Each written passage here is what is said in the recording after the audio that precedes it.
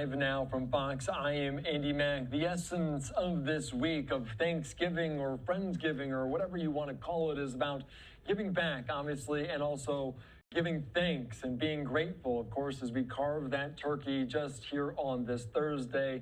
Sometimes it's hard to practice gratitude. They'll go around different traditions. Every family will potentially have their own. Every group of friends or family will kind of celebrate in their own unique way, whether it's the dishes, the sides, how they cook the turkey, or potentially how they showcase giving thanks. Let's be joined right now by author, speaker, chaplain, friend of the program, Jesse Bradley. Thank you so much for joining us here on Live Now from Fox. And of course, there is so much significance to this week, including being grateful and gratitude. What do you make of it? What lessons can we take this week? Andy, thanks for covering this topic. Thanksgiving, that's active, giving thanks, which means it's a choice, it's intentional. It's always good to do that. And like you mentioned, the holidays can be difficult for a lot of people. Sometimes there might be strife in the family or some distance, or there could be someone who's not here anymore. Maybe they're in heaven now. And we can grieve and still have gratitude at the same time. Slowing down, because we have such a fast-paced culture, and realizing, what do I still have? Focusing on that more than what I've lost. And then also, gratitude has so many ways of being a blessing in different parts of our life as well. Andy, there's the relational side. It strengthens relationships, mental health, overcoming anxiety. There's physical, studies have shown there's physical benefits, even our own heart, and then spiritually, drawn close to God. And so Thanksgiving touches all parts of our lives. And how would you advise people about this week? Because you mentioned the intentionality of it, of being present in the moment, sharing with family, obviously enjoying the food. In that way, what advice about being intentional? How would you guide someone in that way? One thing you can do is hospitality, generosity. Open up your home, invite someone over. When I lived in Africa, people didn't have a lot of money, but they were very, very generous. And I realized generosity is not about how much you have in your home, how big your home is. It's about what's in your heart. So you can practice hospitality. Also, you can be intentional with coming up a list of 10 things you're thankful for. And I call it a gritty gratitude when you don't feel like doing it, but write out those 10 things. When my soccer career ended, professional soccer in Africa ended with a tragedy, and I started writing down 10 things every day I'm thankful for, and that was part of my restoration. And then it could be a few people you want to thank personally, maybe even write them an email or a text, give them a call. Around our table, we like to go around and say, one thing you appreciate about this person. And we all say that together. I know with family, sometimes it can start going down the wrong road. So you have to redirect it. And you're like, hey, let's not go that direction. Let's not fight over politics right now, or let's not, bring up past things we've done wrong, but redirect it and say it's Thanksgiving, and then start to go in that new direction. And giving thanks is contagious. The more you start to do it, other people will pick up on it as well. That is so very true. I love some of those stories you mentioned, just kind of writing down the list. And everyone has their own tradition. In my family, it's everyone has a what I'm thankful for. They write it down and they hide it under someone else's plate. So everyone has someone else's plate, and you don't know what that person is, who that person is, whether an uncle, a cousin, a nephew, a niece that is thankful for it. You can kind of piece it together by some of the handwriting and all of these other things, but it's always so very unique. In terms of this, just what you mentioned, where it is contagious, we see video right now, people getting out, volunteering in the community on Thanksgiving or otherwise. Any other ways that people can give back that is popular, or maybe something people don't know about? I love what you're seeing there with bringing food. We have Good Samaritan Fund at our church. There's so many opportunities in the community. It's so healthy for us to break out of self-centered, self-focused, and make a difference. We've got to be part of the solution together. And when you start to give thanks and serve people, it can pull you out of despair.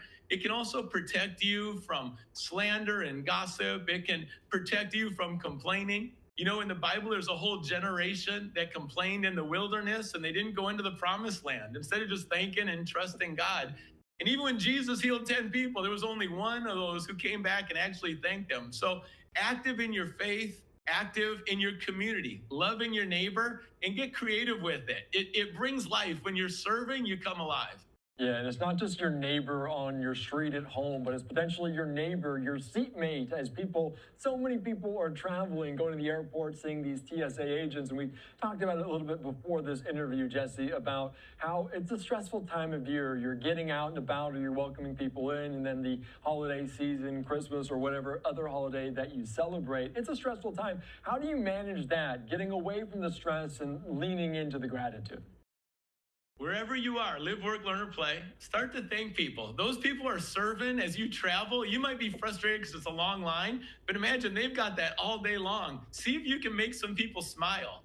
You know, it starts with your own thoughts. Your first thought might not be full of Thanksgiving, but what you can do is reject that negative thought and then replace it with an intentional thought. And the Bible says, give thanks in all circumstances. It doesn't mean that all circumstances are good, but you can shine a light in the darkness. So as you travel, as you're even at home, you're blessed to be a blessing. And for me, a lot of it goes back to Jesus. I didn't know Jesus until college at Dartmouth. And then when I realized that God, my maker, he's the one who sustains my even every breath, and Jesus died on the cross for my sins. And there's so much to receive personally, eternally, that it starts to overflow. So think about how much God has given you. Think about some of those people in your life and how much they've given to you. And then be inspired and start to step out of your comfort zone, take some relationship risks. And as you do that, it might feel a little awkward on the inside, but once you give that gift, you write that note. Someone just came up to me at church with a $50 Target card that they're giving to their grandparents. And it was like, I don't know how much money they have, but $50 for their grandparents. And they just want to tell them they love them. So if you're thinking about do it, actually do it. Yeah, is this a good time to kind of dive into that? Because obviously it's a lot of stress. There's obviously lots of pressure on all of these sorts of things. Is it a good time to put your focus into that? That's right.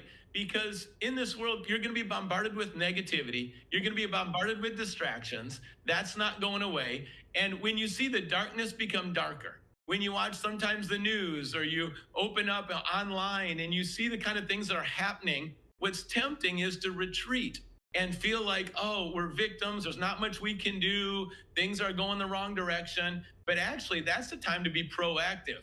And when you pray and take action, you know, Elijah the prophet was in a cave, and God said, what are you doing here? Like, we need to step out of the cave. Like, I've given you purpose. And he connected. God said, I have thousands of people you to connect with and someone for you to mentor. And you bring someone under your wing and you pass along what's changed your life. And I see right now in churches, just people coming alive, loving each other, more people coming, turning to God. God is the source of all hope. And to receive that hope daily, we're not self-sufficient, and God doesn't run out of hope. So today, receive his love, receive his peace. And the more you receive, you're going to be overflowing. And I think families serving together is powerful. Find one area.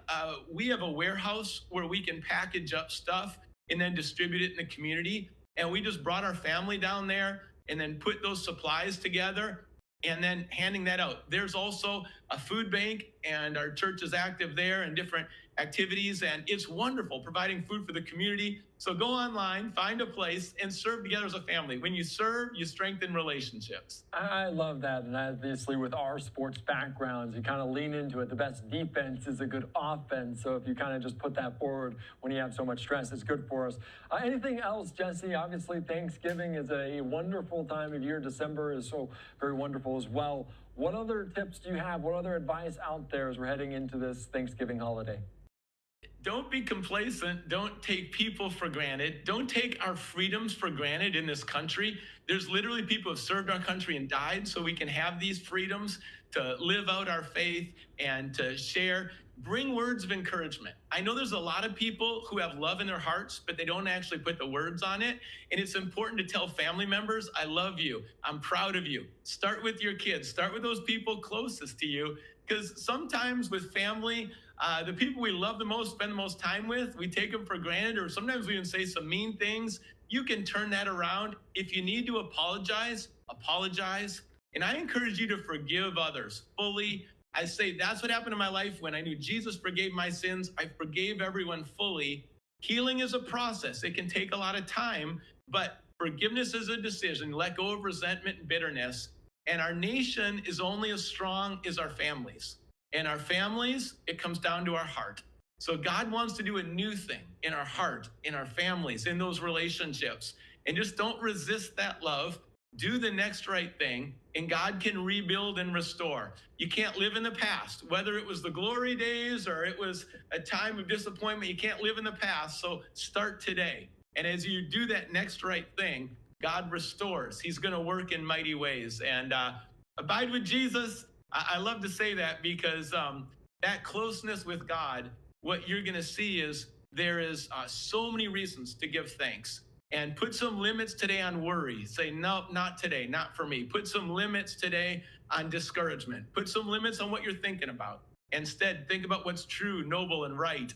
And you'll renew your mind and you'll walk forward. You'll bring the light into a lot of dark plaisets. Yeah, no matter the circumstances, so many people going through so many things, but obviously so many people have a lot to be grateful for, not necessarily monetarily, but emotionally. You can kind of be grateful in that way. It doesn't have to be the $50 Target gift card. It can be just saying, I'm proud of you, I love you. So that's a good sentiment to end on. All right, Jesse, thank you so much. I appreciate your time. Happy Thanksgiving to you and yours.